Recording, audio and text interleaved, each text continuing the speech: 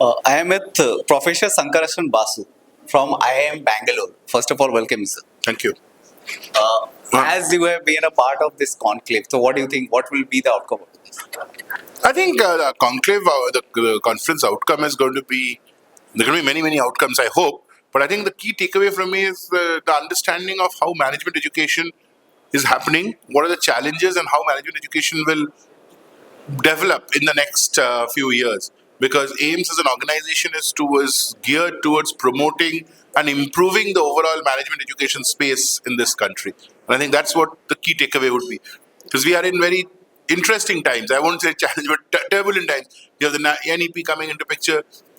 And what initially people thought of NEP at the school level, now we realize it's not just a school level, it's across the board. And because the credit transfers, academic bank of credits, and therefore access to different colleges and all of that. So I think this is something which we haven't dealt with. At least in India, we haven't dealt with anything like this. So I think that's going to become an interesting thing. And I think the conference will help people understand that a lot better.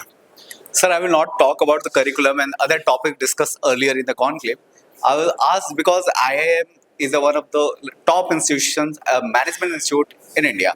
So I will talk about startups because startups are rapidly growing, especially in India because we are into growing phase. So because IIM played a big role when I like startup take initiations in incubations or their brainstorming process. IIM helps a lot. So what will be the initial that you have any scheme or any program that you launched earlier? So IIM Bangalore, I can't talk about other IIMs, but IIM Bangalore has a number of things and initiatives that we do towards helping the entrepreneurial ecosystem, the startup ecosystem per se. We have, thanks to Mr. NS Raghavan, who was one of the founders of Infosys, his very generous donation. We have we have an incubation center named after him, which is called the NS Raghavan Center for Entrepreneurial Learning. We have now made entrepreneurship a mandated course for all our students. But more importantly, we also engage with entrepreneurships across the board. So we, in collaboration with Goldman Sachs, we do a program which is called the 10,000 Women Entrepreneur Program, which is we train 10,000 women every year. And these are like small entrepreneurs, like own shops, tailors, and all kinds of people. Through a whole process, how do you set up, how do you do business, how do you engage, and all of that. And I think that's what we are doing very actively for a number of years now. I think probably a good 10 years. So we've been very active in that space. We believe that that's going to really drive our economy, and which is the fact that about 85% of our economy is driven through, of the India's economy is driven through the unorganized sector. And in the start level, even the startups are a part of the unorganized sector. So I think they obviously over time moved into the organized sector, but that's where the startup culture starts. So I think that we've been very active in that over the years.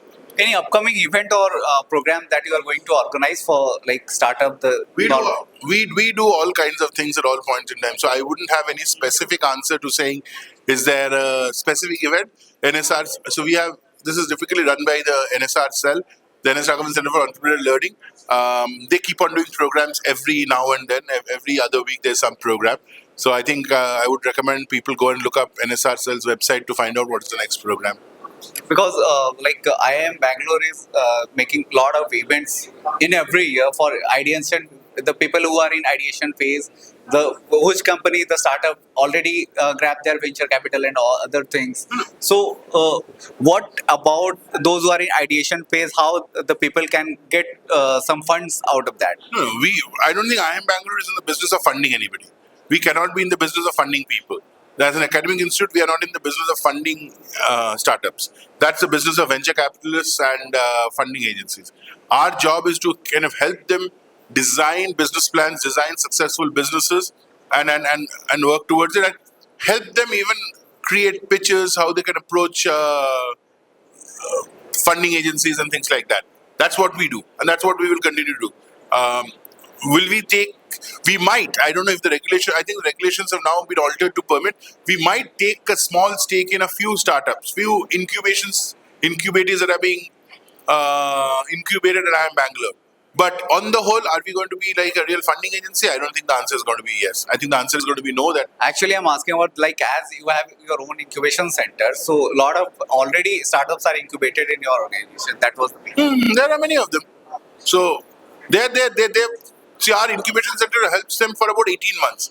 And after 18 months, they graduate, because we believe in 18 months, they can kind of be given the inputs to move on to on. So a lot of them have been very successful entrepreneurs. Some have really made a lot of money. But, they after they move on, they are on their own. So there's nothing that we haven't, apart from the fact that they have been helped here and they have some, what should I say, emotional connect, soft corner.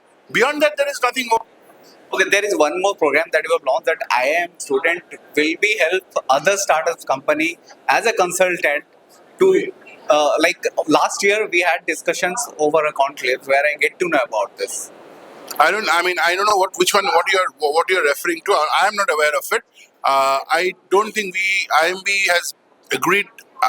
I don't know anything like that has happened in IMB, because we definitely expect our students to be full-time students. So as long as they're students, we don't expect them to go and do anything else.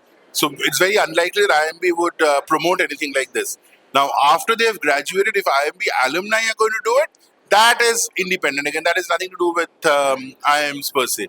So IMB alumni and IMB, there's an association, the IMB Alumni Association is a completely independent entity.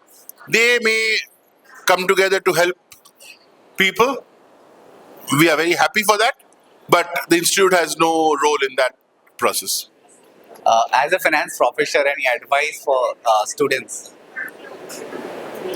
I don't know what advice. I think people know. I think people need to be aware of the market. It's a very drastically changing world. So I think my only advice to students and anybody is to say that, learn what you're doing well, but also make sure you learn the basics, because don't just focus on the applications, because applications will keep changing, but the basic fundamentals remain constant.